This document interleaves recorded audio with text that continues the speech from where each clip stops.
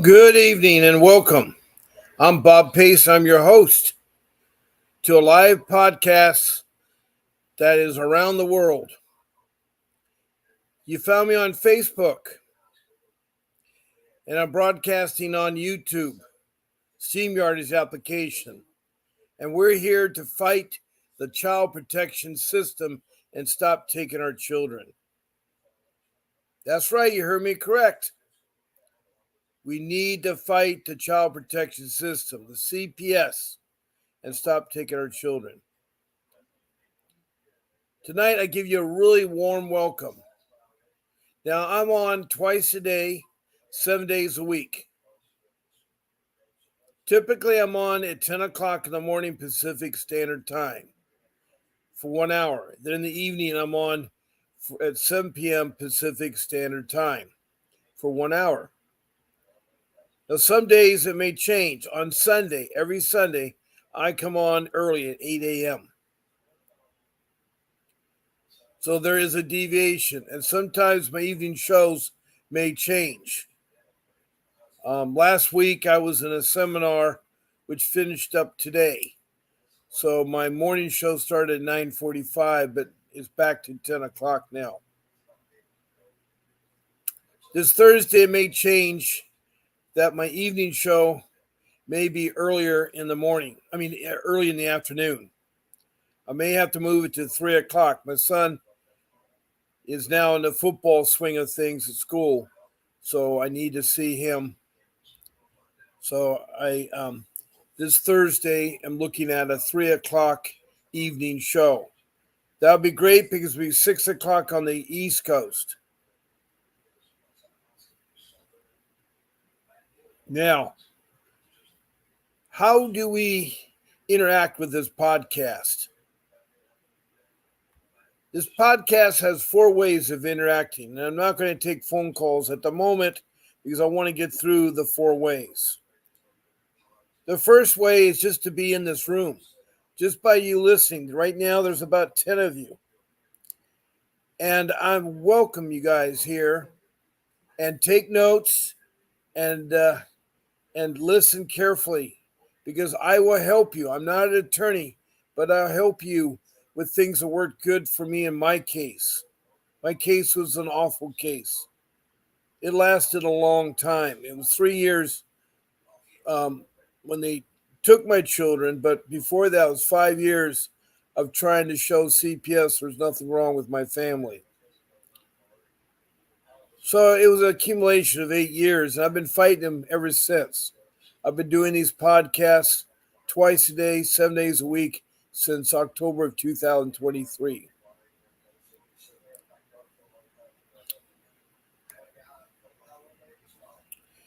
Good evening, Lori Hiller. Welcome to my podcast. You've been in here more than probably anybody in my room all the time. You don't say anything, but you always have a name to you put in the comment section. And her name today is William Mullins. I have no idea where you're from, Lori, and no idea why you have these different names, but welcome. I'm glad that you're here and supporting me in here. Now, let's say you don't want to sit there and listen, you want to participate more. You could actually type in comments.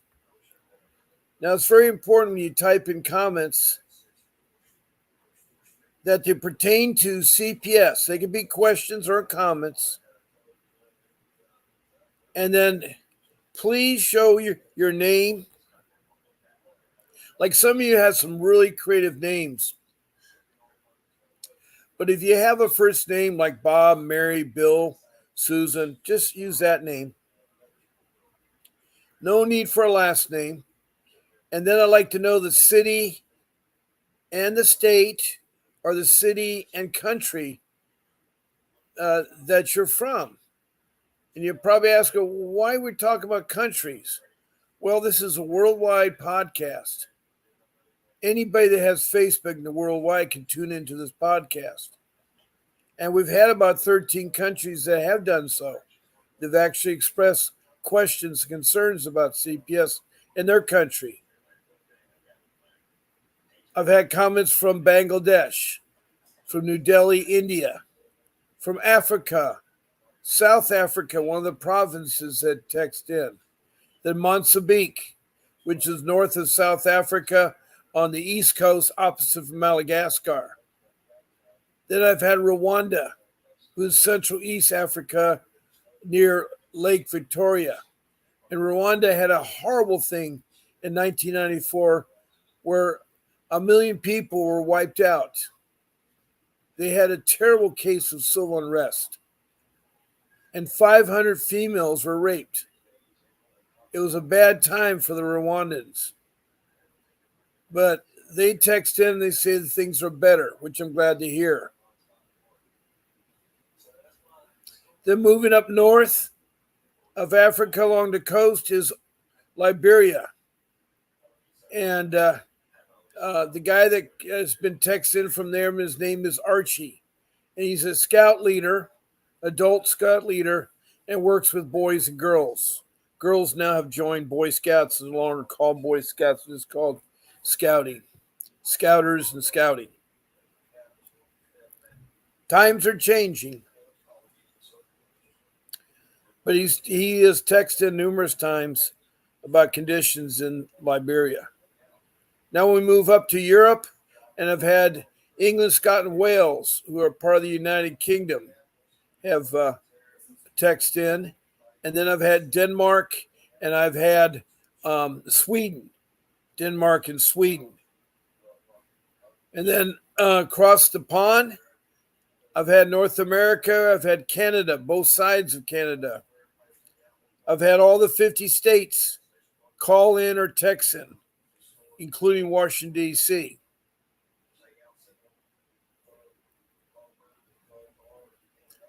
And excuse me one moment, please, here. Um,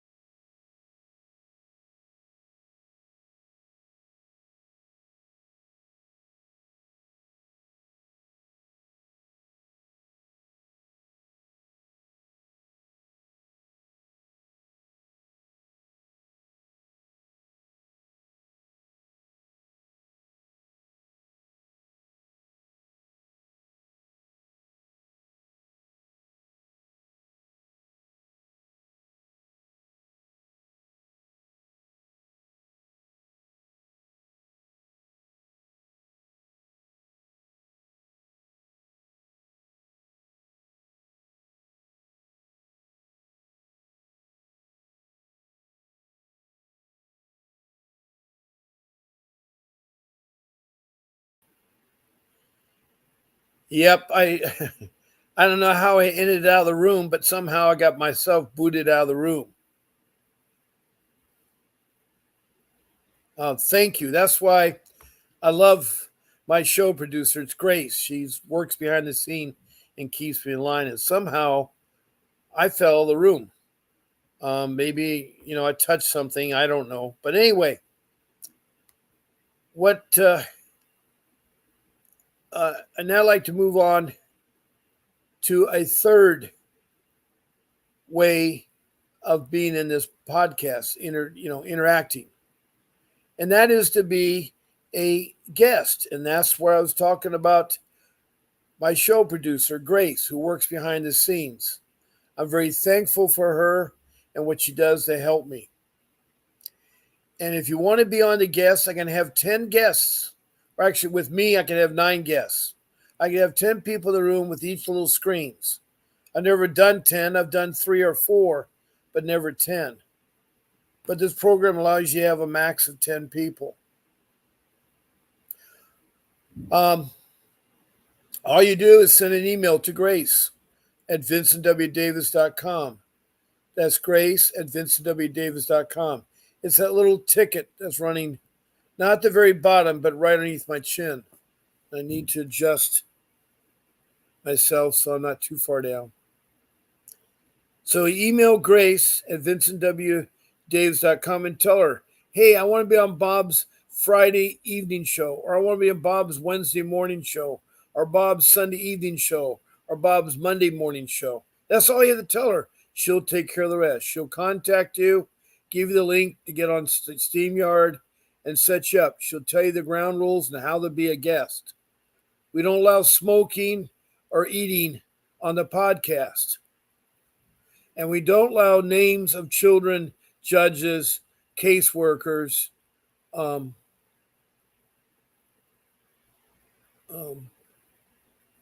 and social workers during the podcast.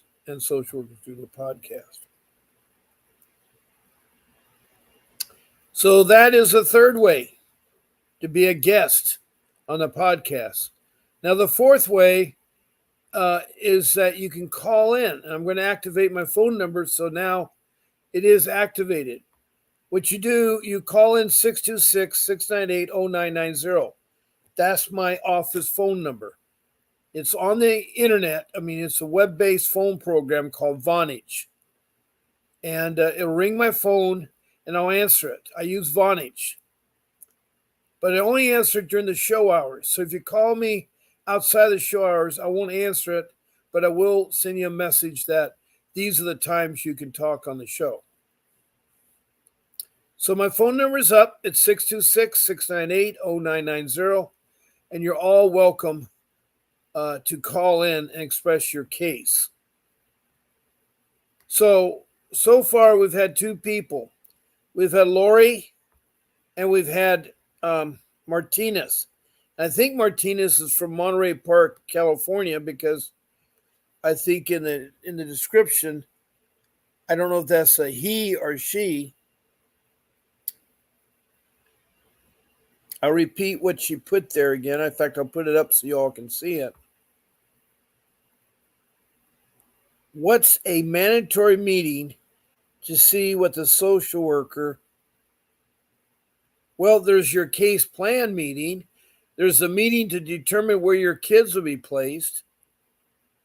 I don't know if you're a husband, wife, or you have children, or how many children. I don't know I need a lot more information. And if you could call me, that'd be great. And not, but I'd like to try to help you.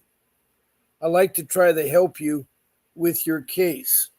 Just call that number, 626-698-0990.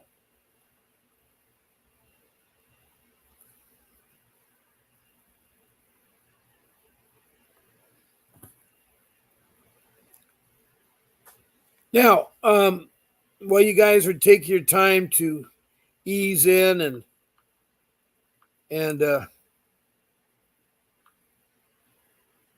get comfortable, I'm open for questions, comments. I'm also open for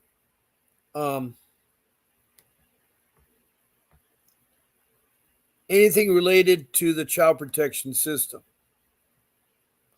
Now, I have about 50 topics I can talk about, such as ICWA with the Indian Child Welfare Act or a 388 motion.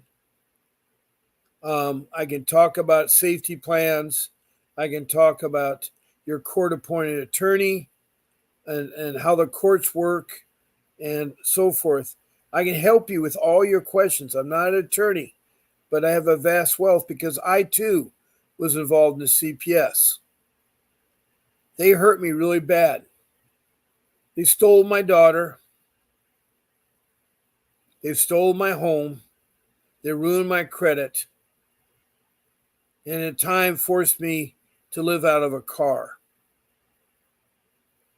Now, you're probably wondering how I got that way. Well, it wasn't planned, but what happened was in 2010, through no fault of my own, I lost my job. I was 60 years old at the time, supposed to be my golden years.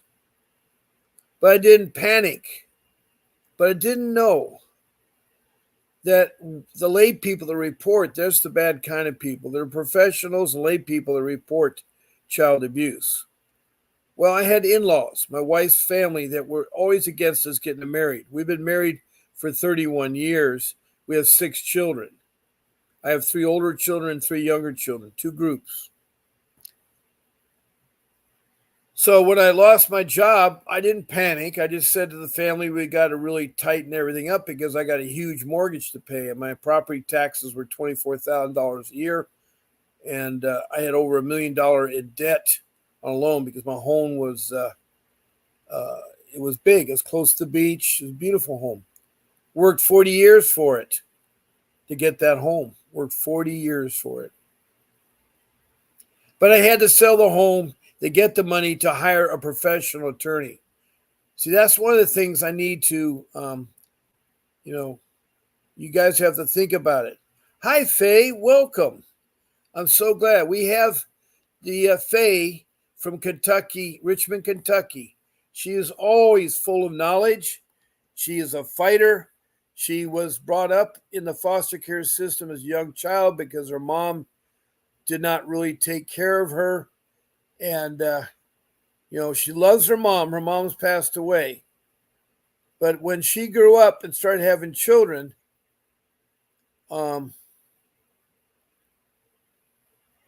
it really, they really got her. She lost her daughter.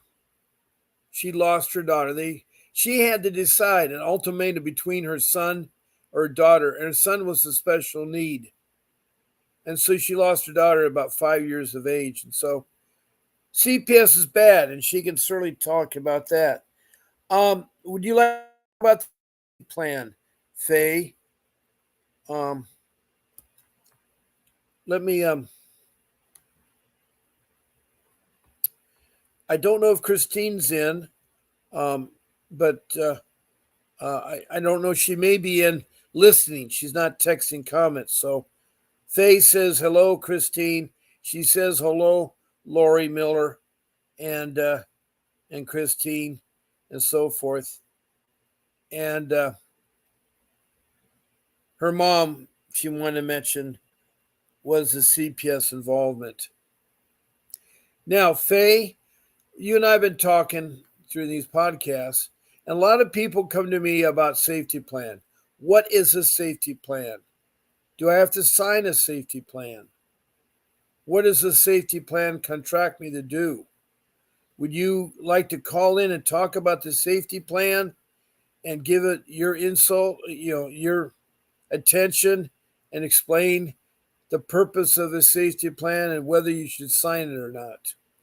Those are 2 things that I'd like you to share with the group in this room. So my phone number to call in is 626-698-0990. That's the room to call in. And we can talk about the safety plan because that's a real important thing. And a lot of people are held hostage with the safety plan.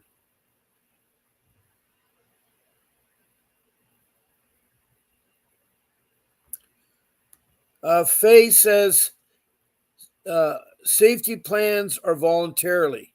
See, sometimes some of the people in this room say they're forced to sign the plan if they want to see their children. They're forced to sign a plan. But social workers,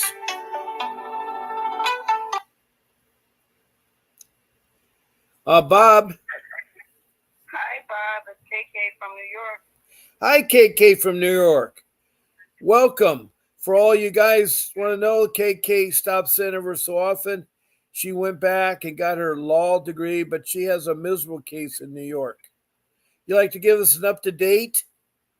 What's going on? Well, as of right now, all my visits and communication have been suspended since May 6th because I, quote, have been constantly calling the police and emergency response service for wellness checks, harassing the children and causing trauma and destabilization. So, in May 6th, they no longer can talk to your children. No, and they canceled and suspended my visit 2 days prior to getting the order to show cause from the judge, and had no authorization to do that. Okay, I'm confused. You were seeing your children or talking to them when they're in foster care. How were you doing that? Yes, I was getting visits. Well, we had therapeutic art visits on Friday for an hour and a half. That was implemented by the court, and then we had our regular family visits, which were 2 hours, once a week, with a case planner supervised. And they've basically displayed parental alienation. They've demonstrated custodial interference. They have violated my civil rights, my educational rights, therapeutic rights, just about everything. And my allegations are mental impairment, but for some reason, I don't seem to be impaired if I am still legally responsible for my children to sign documents, that enforce or authorize services in a non unfit way. So that's a little kind of oxymoronish, because how can I be mentally impaired but legally authorized to sign for therapeutic service or implement special needs and resources for them, to give them resources for progression or succession, but yet I'm mentally impaired to the point where my behavior inflicts trauma on my children, where they have to be therapeutically evaluated every time they see me. So, where's your case? I know that was in May. Now it's August. It's August 20th. Where's your case now? On the 17th, we're on fact finding. We're on the defensive side. Well, the defense, ACS, CPS, is testifying right now, but we go back to court September 17th. But for some reason, Bob, the FAFSA timeline, where they basically don't need a reason to terminate my rights, because the time frame ran out. So a termination of rights is not even something that can be overlooked based on the federal guidelines. But because I don't have the visits and I don't have the phone calls, it basically shows that there is no relationship with the children, and that is ground based on that timeline in conjunction with those separations. It gives them, probable cause to just basically terminate my rights based on that. So what do you do? I mean, do you have a paid professional attorney? I do have a paid professional attorney, but like I said, because of this fact finding, there are certain motions and risks that we cannot implement at this time based on it not being, our basically our turn. We're not the ones testifying as of yet. So meanwhile, what do? I mean, you don't have any interaction with your children. Well, the only interaction I do have is with their therapeutic clinicians, their psychiatrists, and one-to-one psycho therapeutic clinicians, and then their medical doctors, because legally I still have the right to make those decisions. So you still have your medical rights and educational rights to your children. I have all my rights intact, though, Bob, and that's the thing. How can you restrict me on communication based on the foster parent being an accessory to aiding and abetting a fugitive when I provided documentation to show you that this person was evading the law actively, and that was the one that initiated the sequence of events that led us to this.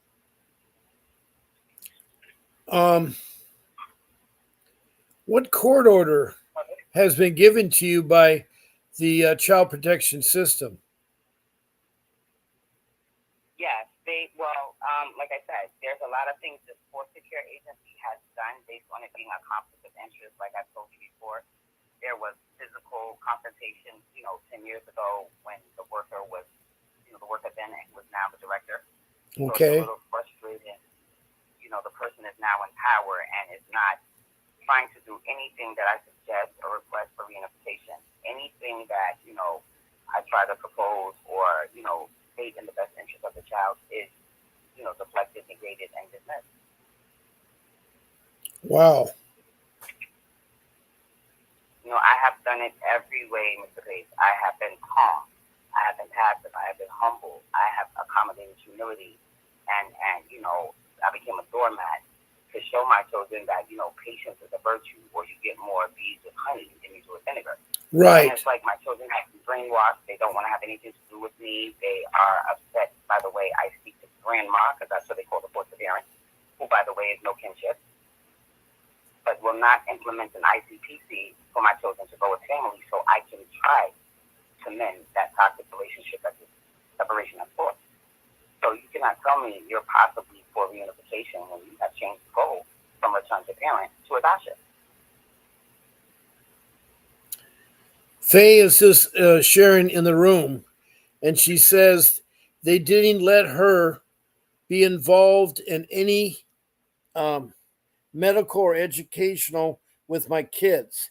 Even did medical procedures on my kids, including vaccinations and surgeries, and placing them on a psychotropic drug without her permission.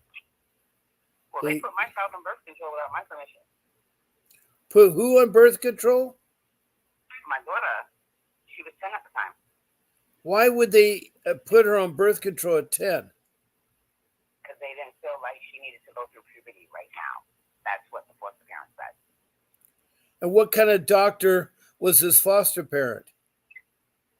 Oh, it was a doctor. No, she was not a doctor. But well, how can a non-doctor tell a woman that she has to be on birth control? That's what I said. But the fact that she was put on birth control and I wasn't notified or a part of that decision and collateral, that right there is violating every right in this continent. Well, it's violating the constitutional rights. It's violating your medical and educational rights. Exactly. Because how dare you put my child on a hormone that could possibly alter her puberty? You don't have that right. Well, they're not a doctor. Did you try to tell them, are foster parents doctors? Oh, they use the prudent parent standard to say that this child would have a life of normalcy if she was not experiencing menstruation. Well, they're prescribing a drug. Now, my experience has been, and I've always thought that, that anytime someone prescribes a drug, any kind of drug, it has to be issued by a doctor. Absolutely. Not a foster care person. So why are they letting a foster care make medical decisions when they're not doctors? No, that's what I'm telling you, Mr. Pace. They're in collateral with this. They are working, they're collaborating together to make it seem like I am being erratic and irrational. And have you filed a grievance? Have you filed a grievance against the department or at the state level? I filed a grievance based on like I said, custodial interference and medical infringement. You cannot. A child in New York City has to be 12 years old to make decisions about her body when it comes to reproduction. That is the law here.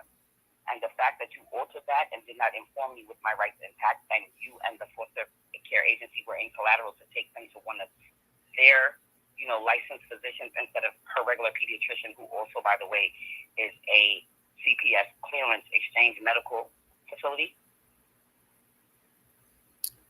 Yeah. That's why they get upset when I enforce my rights or I, dictate case law or state penal code. And anything that I do there, all of a sudden I am no longer. You cannot do that. We are not in court and we're not on trial. The law does not matter. You are the birth parent and it's not the lawyer. But I know I'm speaking facts written in penal law for New York City. Well, yeah, I'm not doubting that. I'm not doubting that at all. This is what I have to go through, and every time I do that, I'm considered, being a win at all cost parent, where it is traumatizing my children and it's imposing unnecessary stress and trauma. But Mr. Bob, I have done nothing but try to implement service for their well-being and to mend our family, toxicity based on outside interference, giving them a false perception of me by telling them things that are not for them at that age. Right. Now, I do want to stop for a second, KK. Faye is sharing with the room a couple things. She now said she started her puberty and my menstrual at 8 in foster care. They didn't put me on birth control, and that should be illegal. I think putting a child, see, these are children. You don't need to make them grow up. They enjoy a childhood. It blew me away when I basically was looking at. I have to play Carmen Sandiego and look at the charts on the National Registry. So when I see certain blood levels and things like that I've been researching, on my own with my experience as being a paramedic for the time I was before I became disabled, it is very hard for people to look at you as a person that is psychologically impaired, but yet you have every document or shots are up to date. Every clinician knows, you know them by name, phone number, and address. You speak to them on a regular basis. I guess I was too much of a hypochondriac, or now they want to say Munchausen by proxy. I affected it. So right now, you cannot talk or see your kids. No, they have to. I didn't even get to go to my kids' graduation. That was detrimental. I couldn't believe it. So since May 6th, I have not had any phone calls or any visits with my children, with the exception of filling me in with the therapist or the clinicians, the mental health staff that calls me in collateral every week to keep me updated. Okay. Well, I'm glad you stopped in the room and share your update, KK, because for all your listeners, KK's been in the room many times and shared her cases, and everybody's benefited from what you had to say, KK. So what's the outlook? What's ahead of you? Well, basically, when we go to court on the 17th of September, we're supposed to, like I said, complete the fact finding, but I feel like they're going to put in a motion to TPR me based on the FAFSA timeline being met. So what I plan to do is be ready for appeal right there with the motion, and hopefully it'll be heard. Now, my question is, what is your professional attorney saying? We are both in agreement on that strategy. Okay, good. She basically just lets me have the wheel, and she'll step in if I'm turning too fast. But I'm doing, I'm doing my representation myself, basically, which is great. But, like I said, she's there on the forefront to make sure I don't make any mistakes.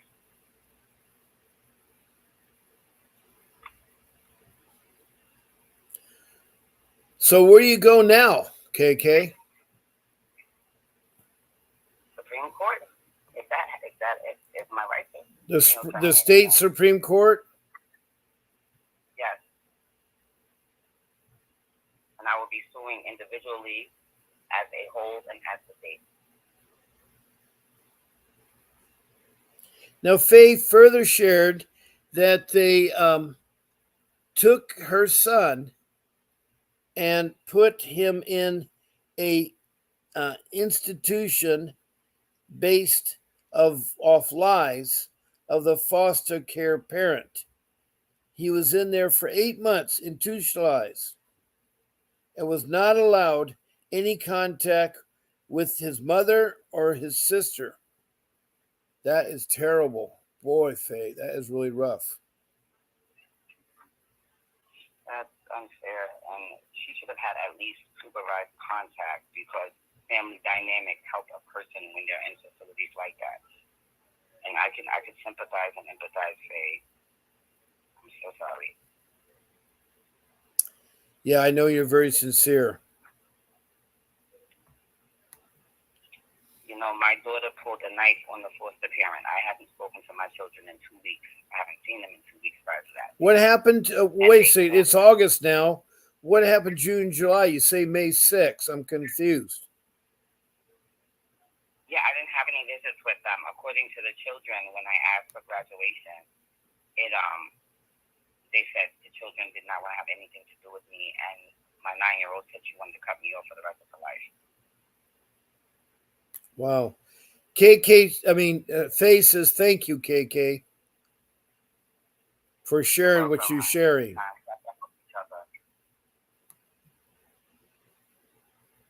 It's just really sad that, these children are brainwashed and, taught to basically ignore everything that we implemented as far as goals and values and ambitions and morals. And it's turned over for the almighty dollar. Like, that is the worst corruption in the whole world. Like, this nation is built on corruption and deceit. Yeah. And children always suffer, and it's really sad. Wow. I knew New York was bad about judges and courts. I didn't know it was that bad.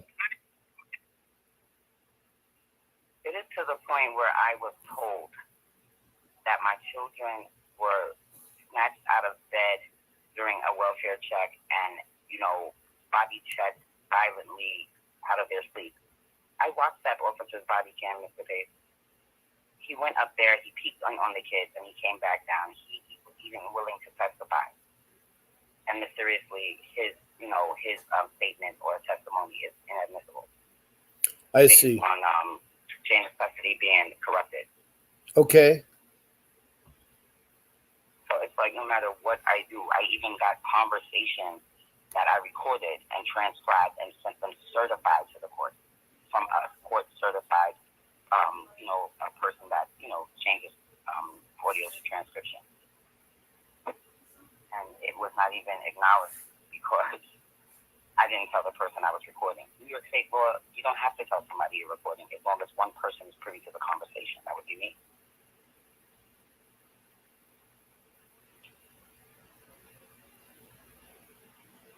I don't know. Like, every time law is implemented, it is broken and disregarded until it's on the other side.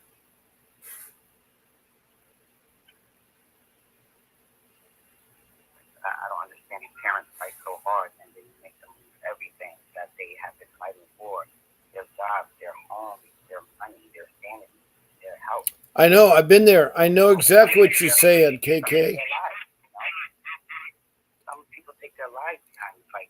Well, it's hard for me at my age to start all over again. It really is hard.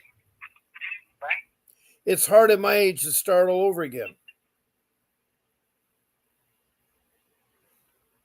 With my career job. I'm not proud. Just making memories. I have stage 4 cancer. I just want to make memories and enjoy my time the way it is. But this right here is exhausting and mentally and emotionally draining to the point where it's like, what am I fighting for? If nobody is even honoring the rules of the fight, they're playing dirty.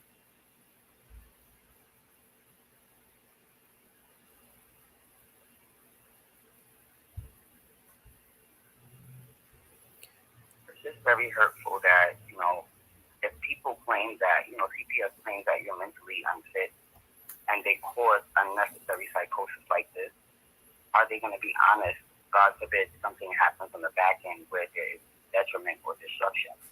Are they going to be forthcoming with the truth about how they played a part or played the whole game within that dynamic? No, they'll be fine. Even after you're gone, it's not even okay for your kids. They don't even know the true you. KK, do you know that you having a professional attorney, has that helped? Or you'd rather be pro se or rather be with a court-appointed attorney? No, I'd rather have a paid attorney because they actually put more priority, to your situation. They do. I will say that. I see the difference, within the whole situation. But it's just, things are time sensitive and they're not always available when you need them, even when you are paying. So it's not, it's a give and take, and it's just exhausting. And, by the time, everything does subside or come to a close, it was worth it. But are you even going to have that fight left in you to be that parent you once were before all of this happened? Because they break you. And then they expect you to be put together to be that parent that has been fighting for something they didn't do from the very beginning. Like, I see these parents losing everything. And these people don't give them any type of resources or help. I know, KK. My arm goes around your shoulder. I know you're trying so hard. And all your parents out there, I know how you feel. And what I would like to suggest, one of my number one rules is that you talk to a professional attorney in this field. And the attorney that produces this podcast, his name is Vincent W. Davis. His law firm, Vincent W. Davis Associates, produces podcast. He cares about all of you. And right now, he'd do a consultation for 30 minutes for $60. And that's pretty cheap because you're looking at a lot of the attorneys at the $600, $1,000 an hour mark. And so for 30 minutes, he'll talk to you for $60. He'll consult you. And if you like what he has to say, he'll talk to you about how to navigate. You see, a lot of people don't realize that CPS is like open heart surgery. You know that open heart surgery is real critical. You can't open your chest and work on your heart. A layperson couldn't. You need a professional. The same thing goes here. You need a professional that can fight CPS. They are very corrupt. They will do revenge. They are a terrible social worker. I have tons of examples. The ladies called the Pink Ladies from Prescott, Arizona, had stenciled on the front of those pink T-shirts. And they're so happy to parade around at Costco and Best Buys and Target, and Sears and all the different stores there. But it was really, really hard. I know it is to fight back and put up with a lot of the stuff that's terrible. They do so much damage and they do good. So you got to stay away from social workers. That's why you need a paid attorney. Court appointed are okay, but they're only like, they have a caseload of 30 more clients, so they're not going to have much time. They won't meet you outside of the courthouse. They show up on the day of the court out in the lobby area, and you can talk to them. But you're not in the court, so you don't know what's going on. Now, that is California. I'm expressing my case was California. It's Orange County. And anyway, you call in 888-888-6582. Ask for Mr. Davis. You want a consultation, and he'll give you one. It's only 30 minutes for $60. So it's quite a bargain there.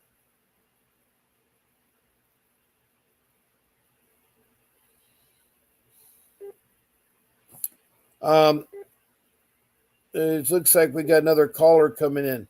You want me to let me take this other caller? Okay. Hello.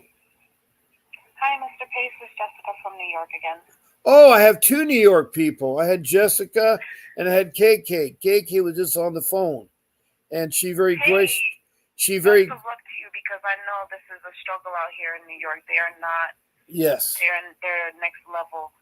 I just wanted to give you an update. I saw my kids today, and my son his whole face is covered in injuries. He has a gash on his head from the top of his head down to his cheek. His eyelid has been scratched, and he has a bruise on the waterline of his eyelashes and just scratch marks all over his face. Apparently, the biological kids of the foster parents that they're placed with decided to jump my 3-year-old.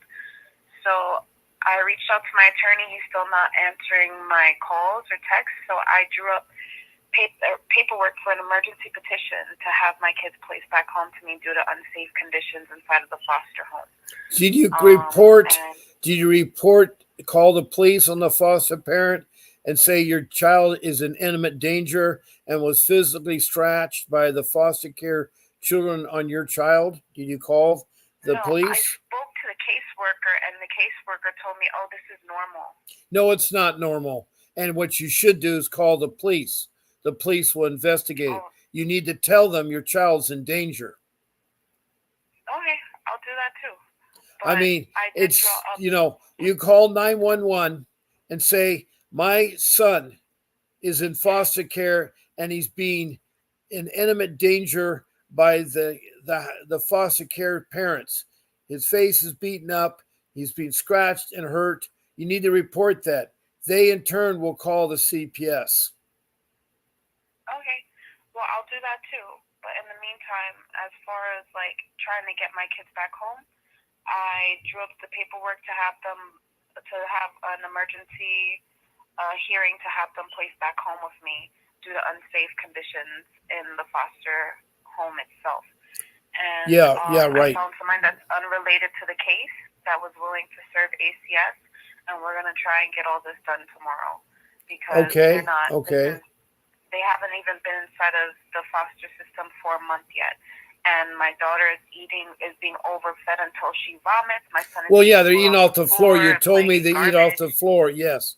And getting jumped by the foster parents. If they're in imminent danger, to me, that's imminent danger. You need to establish that, and you need to call 911 and say that your child is in imminent danger. He's in the temporary custody of a foster care parents. The foster care parents' children are abusing your son. They're scratching his eyelid. There's marks on him, and he's in imminent danger. Well, I'll do that. I'll do that just now. And I took pictures of all the injuries that I could see on him because I couldn't look him over completely. But I took pictures of everything. And my daughter, she has a small mark under her eye that you couldn't see until you went outside into the daylight. Then you could see the mark under her eye. Okay. So I brought it to the foster caseworker's attention, and she just said, "Oh no, that's normal. It's normal." You should say very nicely. I wrote an email to her saying that I was concerned about the whole eating food on the floor and the garbage thing. She said, "Oh, those are just concerns for the foster parent." So since they're deciding not to take my concerns into any sort of account, I'm going to bring it to the judge. And maybe what physical abuse is, don't you? Yeah. Physical abuse is when harm is given to a child by anybody. It could be the foster care, it could be by the social worker or anything. You need to call that in. You know what neglect is? It's not protecting the children. The foster care mom is not protecting your child. And you have a right to call in 911 and alert them and tell them your child is being harmed, is in imminent danger, and you want him removed. You need to get him out of that imminent danger. Because I didn't even consider calling the police because they're downplaying it. They are. I don't know if the police are going to do anything, but when you call in 911, it's recorded, so they have to go and investigate. And at least I'll have a report that I can show to the judge. Like, look, this is. Yeah. Well, you Jessica, you have an attorney, right? I have an attorney that won't answer my calls. Well, is this a professional attorney that works in juvenile and family and dependency court, or is this a court-appointed attorney? Court-appointed. Well, you're wasting your time. I think I've told you that before. They have a caseload of 30 people. They're not paid to do anything. They're friends, and you can replace them. I spoke to another attorney today. He said that he would only charge me a quarter of his typical retainer fees, and that was still $4,000. Oh, I understand that. But was that attorney really has fought CPS? Does he have a track record? You need to find an attorney that has fought CPS. Yeah, it's hard. It's hard out here. Oh, I know it is hard in New York, but there are attorneys. But have you tried to talk to Vincent Davis? Not yet. I don't have the money. It's only $60. It's not $4,000. It's only $60 for 30 minutes. I know, and everything that I have right now is just going into trying to get I understand. $60 is going to, I'm not trying to force you into that. I'm just trying to tell you, if I knew what I knew now, when my case is, I probably would not have lost my daughter. But I hired Mr. Davis too late. You know, I had hired him too late. Yeah. Well, I'm working on it. I just wanted to give some hope. Don't stop fighting. Keep fighting. Oh, no, I know. That's my slogan is too. Don't stop fighting. There's no question about that. I'm getting close to the end of my time on my show. KK got off to give you some time, Jessica. I was trying to get Faye on to talk about safety plans tonight. I'm sorry, all you listeners, but maybe we can do that tomorrow morning or tomorrow night to talk about safety plans. But I want to thank you very much to share what's going on, Jessica. I just want to say yes. Best of luck to my fellow New Yorkers out there, because I know it's ridiculous what they're doing out here. It's a whole other level of corruption that they're doing out here. So you're not alone. It may seem like you're alone, but you're not alone. We're all here. We're all fighting together. I agree. I agree. You don't want to give up. There's been 3 or 4 New Yorkers that have called in, and and KK has been calling in for a long time, and so it seems like New York has a lot of bad cases. I want to thank you, Jessica, for calling in from New York. I want to thank KK from New York for calling in. I want to thank Faye for being in my room and helping me. She's a remarkable woman. She's from Richmond, Kentucky. I want to thank her. Let me see who else we've had in this room. We've had a new person, Martinez. I think they're in Monterey Park, California, but I was looking for some more help, some more questions, and they kind of fizzled out. And I don't know where Lori's at, but she's been in this room lots of times, but doesn't say anything. So it could be something that maybe is there. But I want everybody to keep calling in. Don't give up. And God bless you all. And I'll see you tomorrow at 10 o'clock Pacific Standard Time. And let's keep fighting CPS. Don't give up. Good night and God bless. And it's Bob Pace